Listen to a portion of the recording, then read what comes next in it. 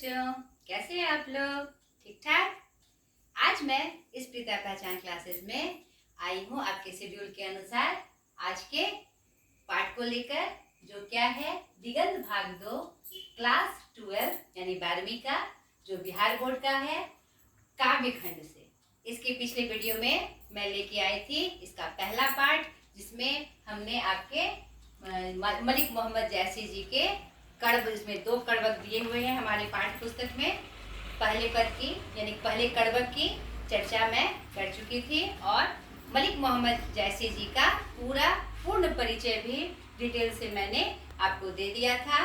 और क्या कहते हैं, मैंने कुछ पद्मावत की भी चर्चा आपसे की थी और ये कहा वो पार्ट 1 कड़बक मलिक मोहम्मद जैसी जी का, जो कि पद्मावत से लिया गया है।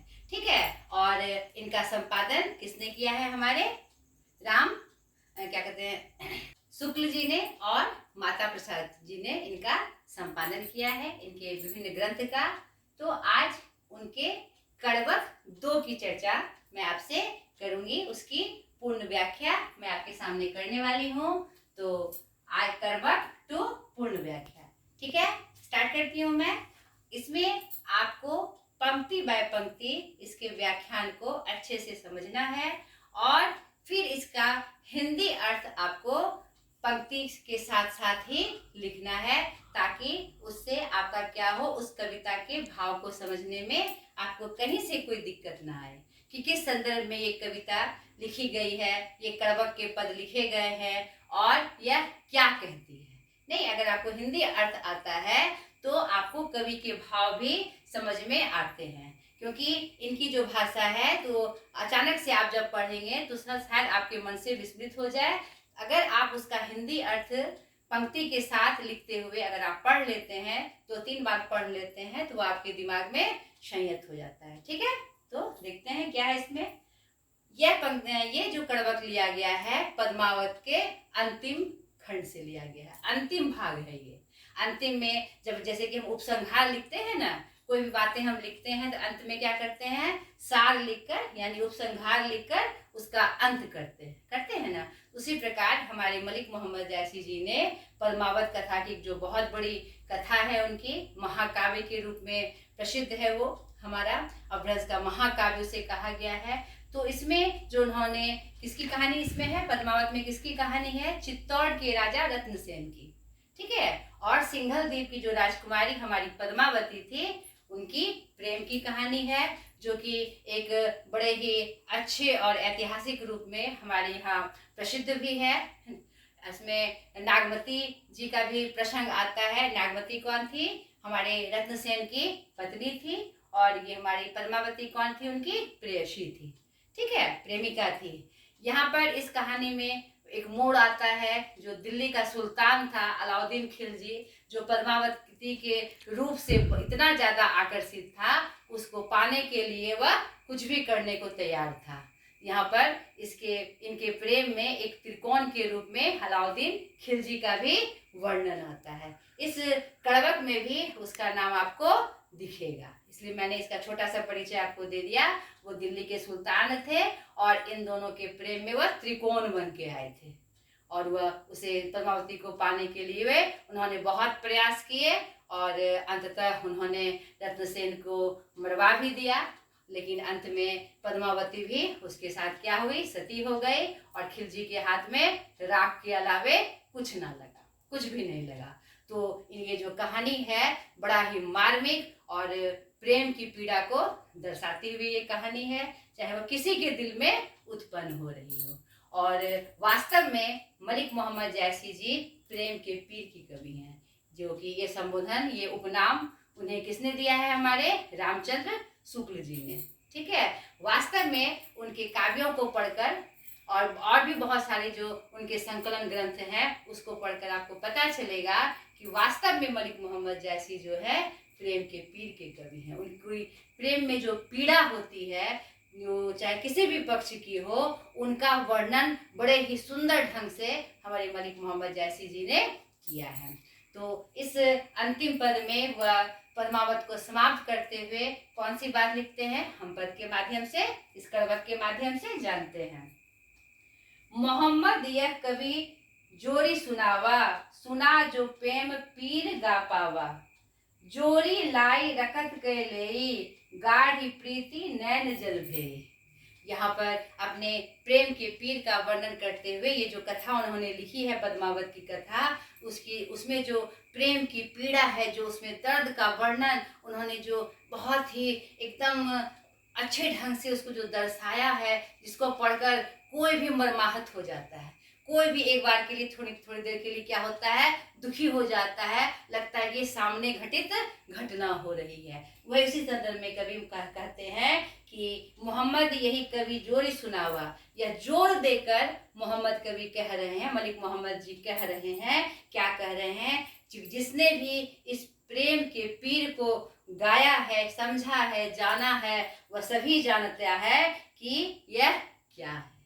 ठीक है, सुना जो प्रेम पीर गा पावा, जिसने भी इस प्रेम की पीड़ा को, दर्द को महसूस किया है, या इस काव्य को पढ़कर जो उस पीड़ा के जो क्षण हमारे अंदर में मतलब कि अपने अकस्मात आ जाते हैं, वह उसको गाएगा कि प्रेम की पीड़ा क्या होती है। ठीक है, जिसे मैंने इस पद्मावत के कथा की और इस काव्य महाकाव्य का जो उन्होंने रचना किया है, उसके बारे में कहते हैं कि मैंने इसे अपने रक्त की लेई से जोड़ा है। मैंने शब्द को जोड़ जोड़कर एकदम सुंदर अर्थ में, सुंदर रूप में शब्द को खोज खोज कर फिर उसे जोड़ जोड़ कर मैंने ये महाकाव्य तैयार किया है, इस पद्मावत को तैयार किया है। वह किससे बना है? मेरी रक्त की लेई से यह बना हुआ है। और गाढ़ी प्रीति नैन जल भेई, और जो प्रेम की जो जल है, जो नैनों से बहता हुआ जल है, या नैनों से कौन सा जल बहता है? आंसू। इसे प्रेम के आंसू से क्या हुआ है, और प्रीति से वह सना हुआ है। ठीक है, यानी जो पद्मावत का जो ये महाकाव्य बना है, वह मेरे हृदय के रक्त से, रक्त की लेई से बना हुआ है, जिसमें और क्या किया गया है, प्रेम को सानकर आंसू के जल के माध्यम से इसे सजाया गया है। ठीक है, इसको जोड़ जोड़कर उसे संगठित रूप दिया गया है। अपने पद्मावत की चर्चा लिखने के क्रम में वह कहते हैं, ओ मन जनी कवित अस किन्हा, मकु यह रहे जगत मन चिन्हा। और कवि आगे की पंक्ति में यह कहते हैं कि मेरा मन जानता है कि यह हर कवि यह जानता है कि मकु यह रगत जगत मह चिन्हा, यह इस जगत में मैं रहूं ना रहूं, यह चिन्ह के रूप में सदा के लिए क्या रहेगा, अमर रहेगा। इसके जो चिन्ह है मेरे जाने के बाद भी युगों युगों तक क्या रहेंगे, यह जीवित रहेंगे। इनको वो विश्वास था। ये 1540 ईसा पूर्व की एक कथा, ईस्वी की कथा है ये, और आज 1924 में भी अगर इसका हम वर्णन कर रहे हैं, यहाँ पर ये दिखता है कि उनकी बात में सच्चाई थी। उनको यह अनुमान था कि यह कथा इतनी पॉपुलर होगी, इतनी चर्चित होगी, क्योंकि इसमें जो प्रेम की पीड़ा दिख रही है हर पाठक के हृदय को छुएगी। आज भी वह प्रासंगिक है, इतने समय के बाद भी उस पे कहानियां बन रही है, उस पे फिल्म भी बन रही है। नहीं, रणवीर सिंह की कहानी बनी हुई है इस पे, जिसमें उन्होंने अलाउद्दीन खिलजी का रोल किया है। ठीक है, तो ये उन कवि को यह पता था कि मैं रहूं ना रहूं, लेकिन इसका चिन्ह संसार में युगों युगों तक रहेगा। आगे देखिए क्या कहते हैं, कहा सुरतन सेनी अस राजा, कहाँ सुआ से बुद्धि उपराजा। आज क्या है, रतन सेन नहीं है, रतन सेन राजा आज है क्या?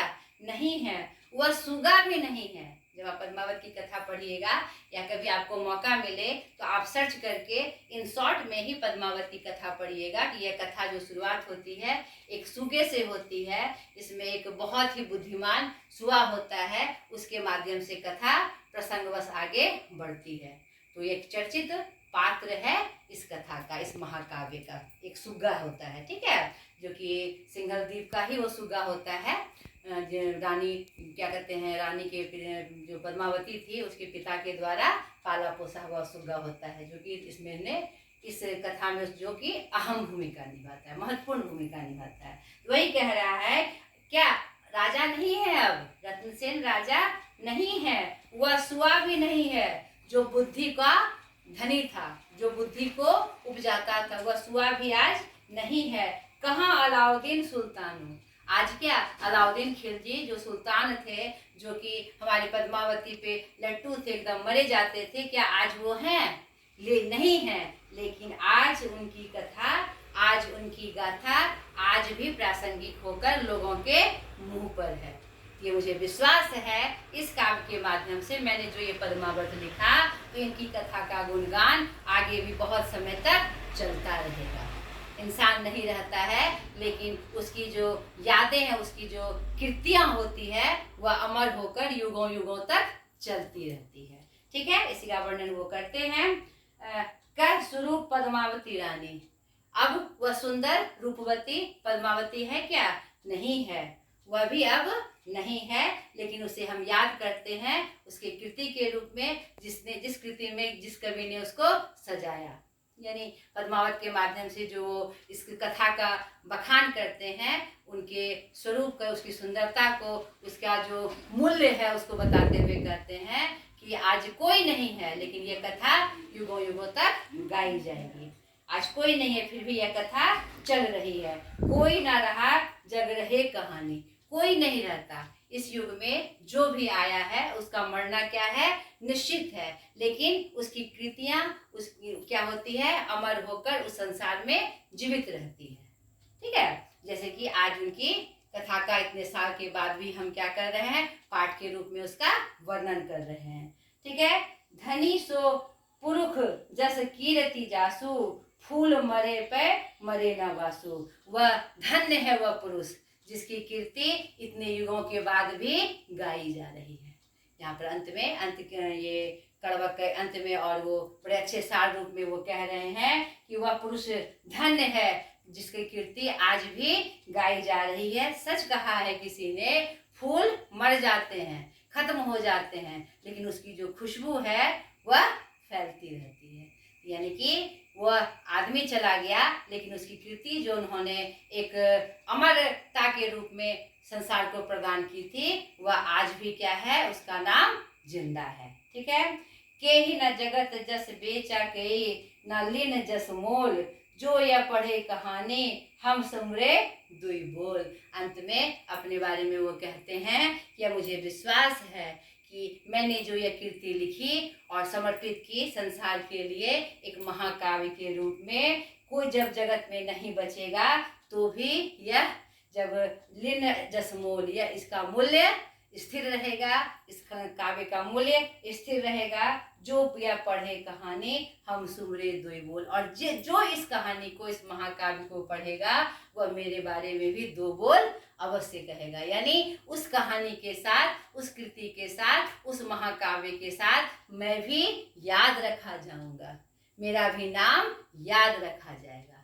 तो ये बड़ा अच्छा संदेश और बहुत ही एक स्पेशल बात कवि कह जाते हैं अपने कड़वक के माध्यम से। कड़वक की व्याख्या तो वो करते ही हैं कथा के रूप में कि कैसे एक अमर कृति, जब जो कोई भी अमर कृति होती है, जैसे कि पद्मावत की उन्होंने चर्चा की है, या किसी भी कवि की, किसी भी लेखक की जो कृति है, जो अमर हो जाती है अपनी सुंदरता के कारण, अपनी कहानी के कारण, अपने प्रदर्शन के कारण, वो तो अमर होती ही है। लेकिन जीवन में अगर आप आते हैं, यहाँ पर यह भी संदेश है, तो कुछ ऐसा कर जाइए कि आपके मरने के बाद भी लोग आपको याद रखें। किस रूप में? बुरे रूप में नहीं, अच्छे रूप में। लोग आपकी बड़ाई करें, आपके नाम से आह भरे, गाली ना दे। कौन कौन इंसान पॉपुलर होता है? या तो बुरा करने वाला या तो अच्छा करने वाला। लेकिन बेटा, बुरा करके जो नाम कमाते हैं उसे गालियां मिलती है। इसीलिए यहाँ पर एक बहुत ही बड़ा संदेश है कि जीवन में जब आए हो, जब भगवान ने तुम्हें ऐसा मौका दिया है संसार में आने का, तो कुछ ऐसा कर जाओ जिससे तुम्हारा नाम अमर हो जाए। आशा करती हूँ आपको ये कड़वक अच्छे से समझ में आ गया होगा। आप जब इसका आंसर करने बैठिए हमारे मलिक मोहम्मद जैसी जी के कड़वक का, तो दोनों कड़वक को अलग अलग उसकी पंक्ति के साथ उसके हिंदी अर्थ को लिखना है। अगले वीडियो में मैं इसके प्रश्न अभ्यास के साथ आपके सामने हाजिर होंगी। आज तक के लिए इतना ही। बाय।